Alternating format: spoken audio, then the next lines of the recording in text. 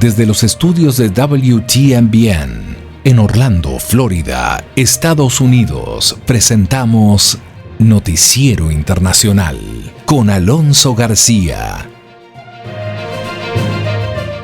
Hoy es jueves 21 de octubre y me es muy grato saludarla acá en Noticiero Internacional y por supuesto traer los hechos más relevantes de Estados Unidos, América Latina y el mundo. Estos son los titulares de la presente edición. Ex jefe de inteligencia venezolano será extraditado a Estados Unidos. Un estudio presentado por el Departamento de Comercio de Estados Unidos afirma que la construcción de nuevas viviendas disminuyó durante el último mes en el país y por primera vez se ha trasplantado un riñón de cerdo a un ser humano sin desencadenar el rechazo inmediato del sistema inmunológico del receptor. Trabas en la investigación a lo acaecido el 6 de enero en el Capitolio de Estados Unidos. Y mucha atención con esto, la inflación en Estados Unidos llega a niveles históricos y sería positivo esto para Latinoamérica según expertos financieros. Entre tanto, en el país norteamericano el gobierno ya tiene preparado el plan de vacunación contra el COVID-19 para niños entre 5 y 11 años de edad. Aclaro, al decir país norteamericano me refiero a Estados Unidos en este caso. La Autoridad de Tránsito del Área Metropolitana de la Ciudad de Washington ha suspendido a más de la mitad de su flota por motivos de seguridad. Fíjese usted que el 30 de octubre el grupo Foo Fighters ingresará al Salón de la Fama de Rock and Roll. Paul McCartney estará a cargo de hacer la presentación. Eso nos va a estar hablando Alejandro Escalona. Entre tanto, también le comentamos acá en Noticiero Internacional que México y Estados Unidos acuerdan enfrentar el cambio climático en conjunto. Vamos a estar conversando al respecto y esto tiene relación con el programa Sembrando Vida. Y fíjese usted que el mal manejo de la pandemia del COVID-19 incrementó la desaprobación del gobierno sandinista nicaragüense. Entre tanto, en Venezuela hasta un año puede transcurrir para que una mujer con cáncer de mama sea tratada en Venezuela. En Colombia, el secretario estadounidense de Estado Anthony Blinken ha visitado este país para discutir temas centrales durante sus encuentros con las autoridades colombianas. Y la situación política en Venezuela y el proceso judicial contra el empresario Alex Saab formaron parte de los temas tratados por el secretario de Estado estadounidense durante su reunión con el gobierno ecuatoriano en Quito. De todo esto vamos a estar acá conversando en Noticiero Internacional. Estamos presentando Noticiero Internacional. Un recorrido por los acontecimientos que son noticia en Estados Unidos, América Latina y el mundo. Este es el momento indicado para quedar bien informado. Vamos a los hechos. Ex jefe de inteligencia venezolano será extraditado a Estados Unidos. En España, una corte ordena la extradición de un alto funcionario del gobierno de Venezuela. Leonardo Bonet nos tiene los detalles. Un tribunal español ordenó este miércoles la extradición a Estados Unidos del mayor general retirado Hugo Carvajal, ex jefe de inteligencia del gobierno de Hugo Chávez. De concretarse la medida, sería juzgado por tráfico de drogas y por pertenecer a una organización terrorista. Carvajal, quien durante más de una década fue asesor del presidente Chávez antes de romper relaciones con su sucesor, luchó contra la extradición desde su arresto en España en abril de 2019.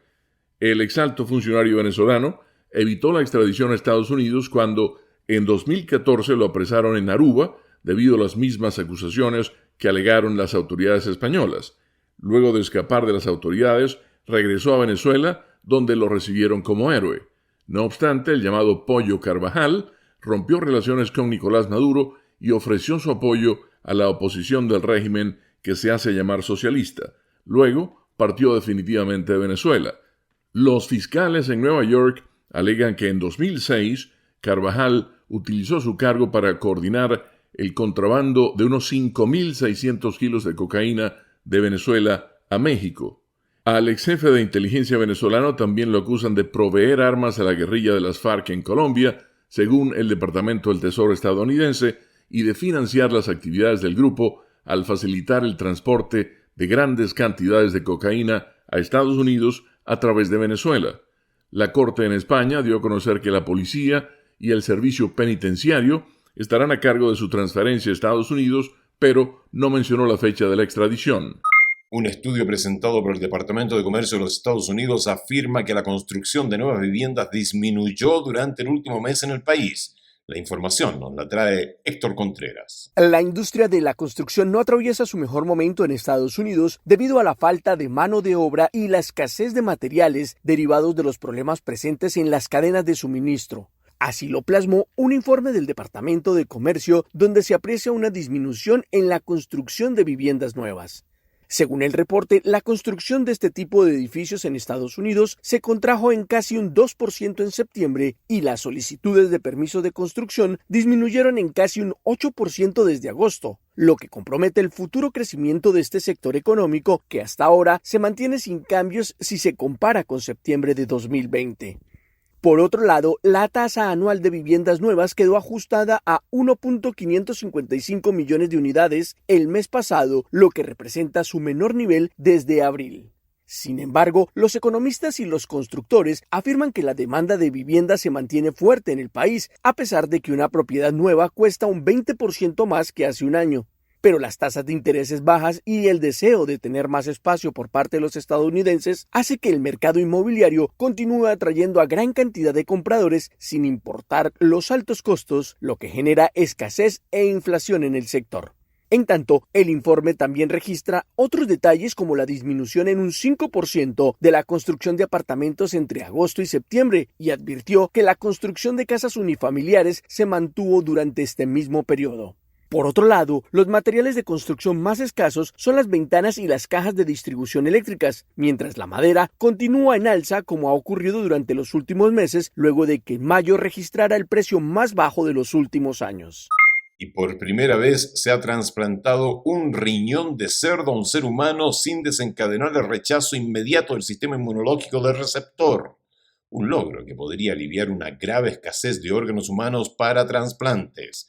Jacopo Luzzi tiene esta buena noticia. Es la noticia que llega desde Nueva York, donde los cirujanos trasplantaron con éxito un riñón cultivado en un cerdo genéticamente alterado a un paciente humano y descubrieron que funcionaba normalmente. El doctor Robert Montgomery es uno de los cirujanos y dijo que fue posible gracias a la eliminación de la molécula principal, que realmente define la incompatibilidad de un órgano entre un cerdo y un humano. En el pasado, cuando se trasplantaba un órgano de cerdo arriba en la escala evolutiva, se producía este tipo de rechazo inmediato del órgano en cuestión de minutos u horas, y debido a la revolución en la ingeniería genética de animales, tenemos nuestra primera esperanza de poder superar esa barrera inicial. Aunque quedan muchas preguntas por responder sobre las consecuencias a largo plazo del trasplante que involucró a un paciente con muerte cerebral al que se siguió solo durante 54 horas, los expertos en el campo dijeron que el procedimiento representó un hito. Un flujo constante de órganos que eventualmente podría incluir corazones, pulmones e hígados ofrecería un salvavidas a millones de personas que esperan trasplantes. Algunos mueren durante la espera y otros sobreviven con diálisis. La idea es que tendríamos que identificar a las personas que tienen una probabilidad muy baja de que se les ofrezca un riñón humano y que tengan un mal pronóstico en diálisis, y donde incluso 2 o 1 año de funcionamiento de un riñón sería algo importante. Si bien algunos cirujanos especularon que podrían pasar solo unos meses antes de que los riñones de cerdos modificados genéticamente se trasplanten a seres humanos vivos, otros dijeron que aún queda mucho trabajo por hacer.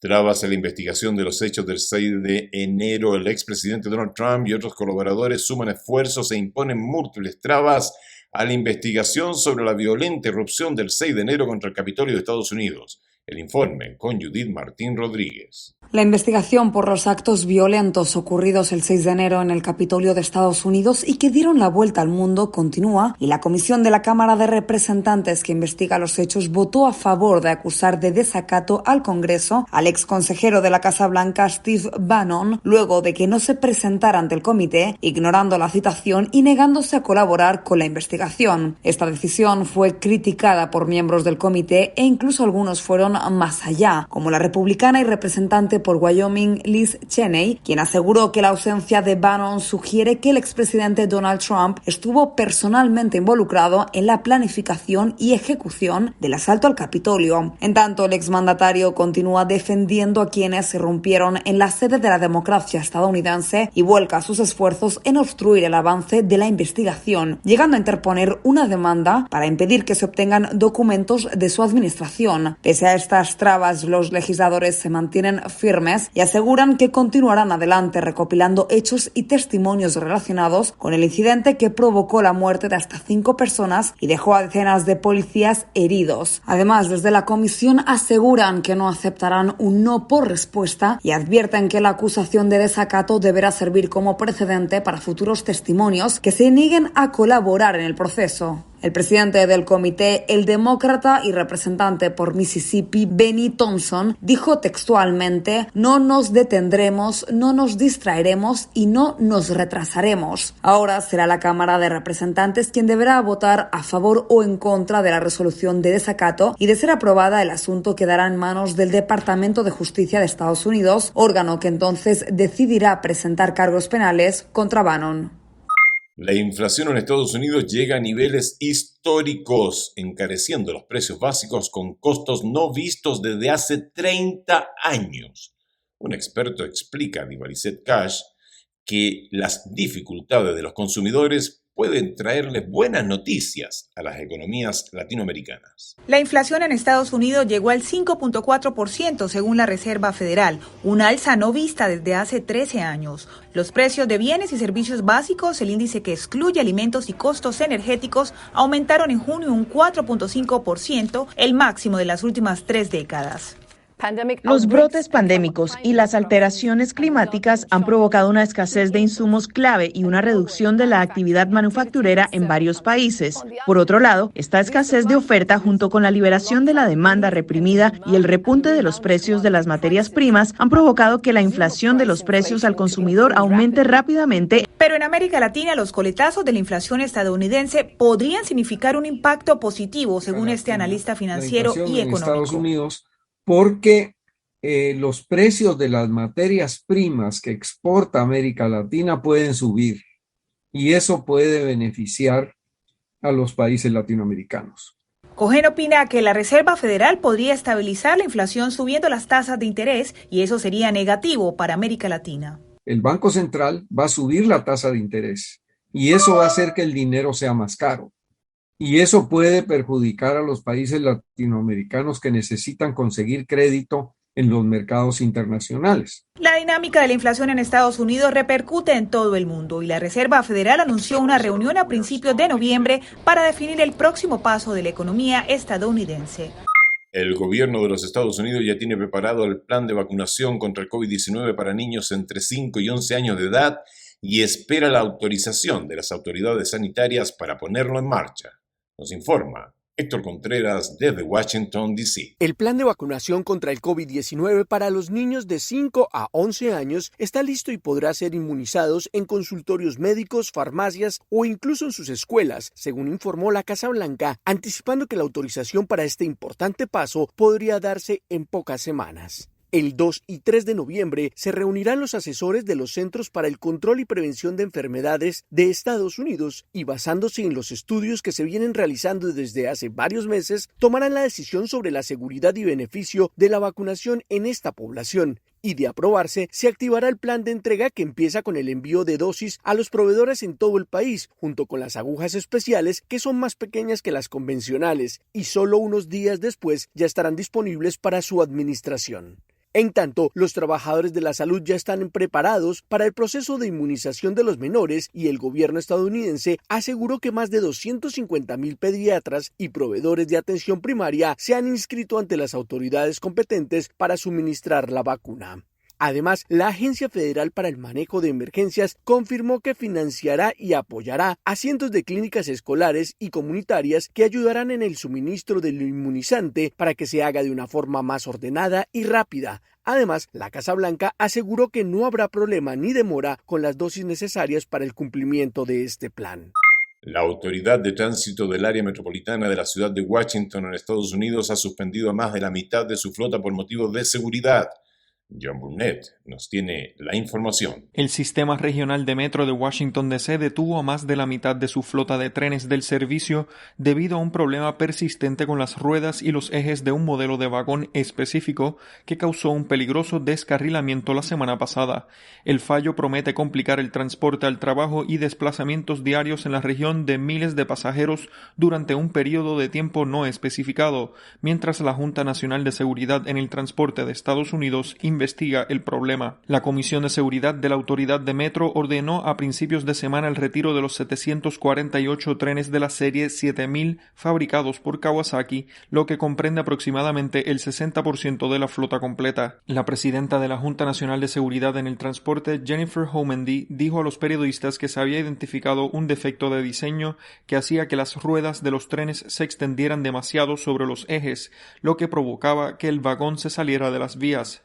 Homendy también apuntó que el sistema ferroviario era consciente del inconveniente desde 2017, pero no había informado a la Junta al respecto, y en lo que llevamos de año ya hubo hasta 39 fallas de este tipo. La Autoridad de Tránsito del Área Metropolitana de Washington aseguró que había estado trabajando con Kawasaki para resolver el problema desde 2017, pero no proporcionó otros detalles. El fallo de seguridad complicó los desplazamientos por la capital de Estados Unidos y las comunidades entrelazadas del norte de Virginia y el sur de Maryland.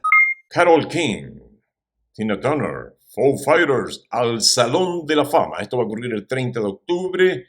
Paul McCartney va a estar a cargo de hacer la presentación. Vamos con la información que nos tiene Alejandro Escalona.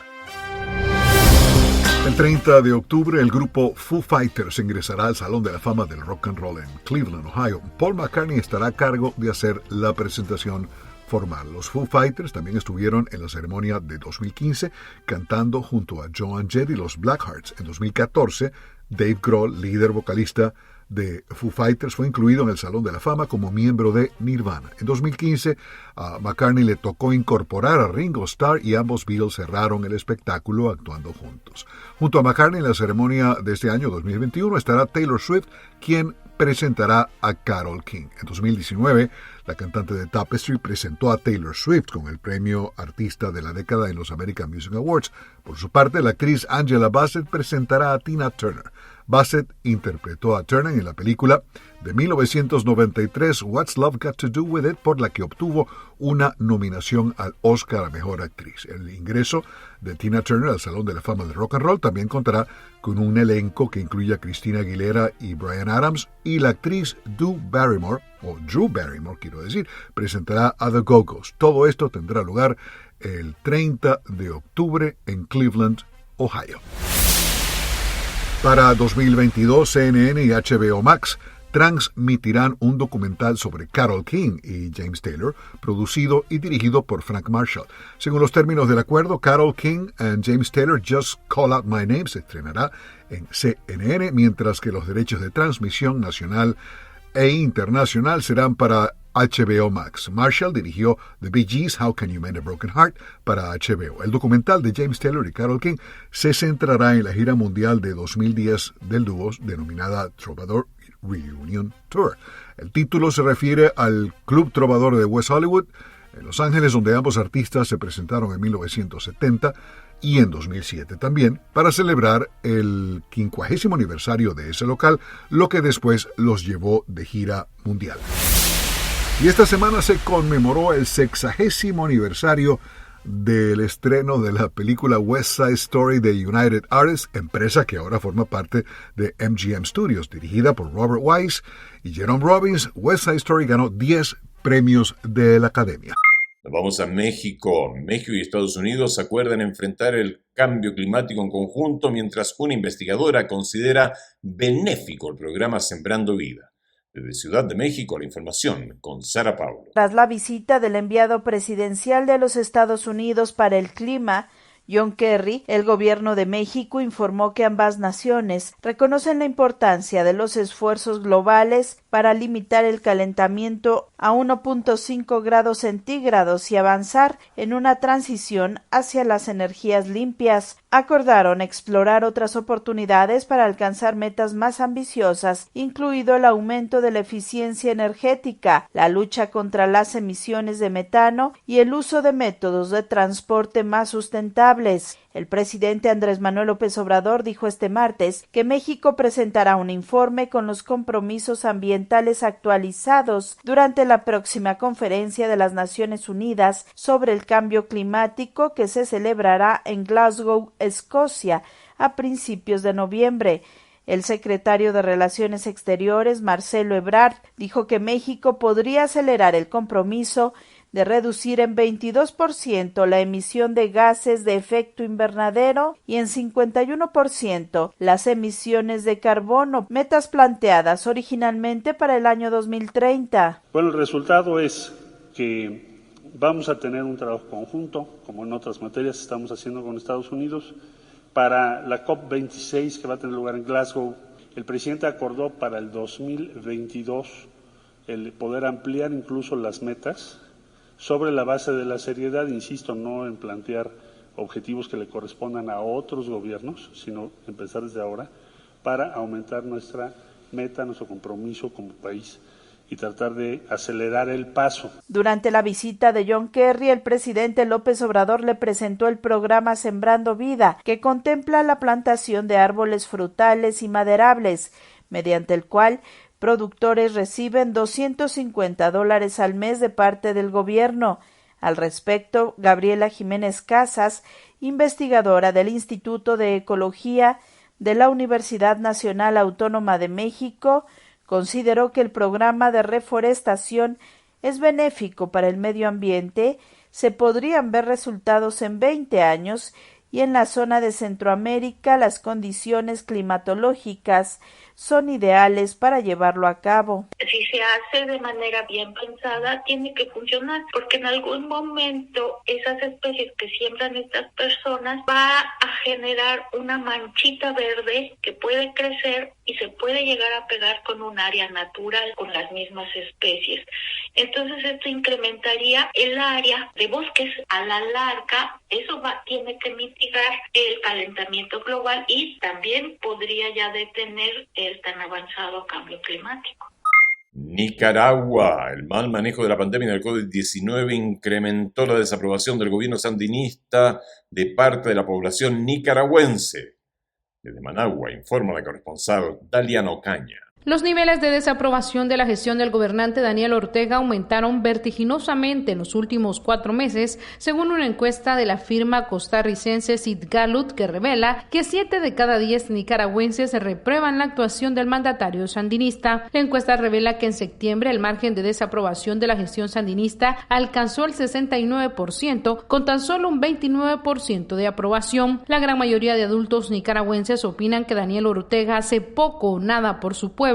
Destaca el análisis de Sid Gallup, que añade: la desaprobación del manejo de la pandemia del coronavirus es más pronunciada que la evaluación general. El epidemiólogo Álvaro Ramírez coincide con la opinión de la población. Con violación clara al reglamento sanitario internacional, o sea, el manejo de la pandemia ha sido el desastre epidemiológico más grande que ha habido en Nicaragua. Septiembre fue un mes caracterizado por el agravamiento de la crisis sanitaria en Nicaragua y, según el Independiente Observatorio Ciudadano COVID-19, durante los 17 meses de pandemia el récord de contagios asciende a más de 6.500 infectados y 1.420 muertes. Ciudadanos consultados por La Voz de América, como Franklin Berríos, también coinciden con los datos arrojados por la encuesta.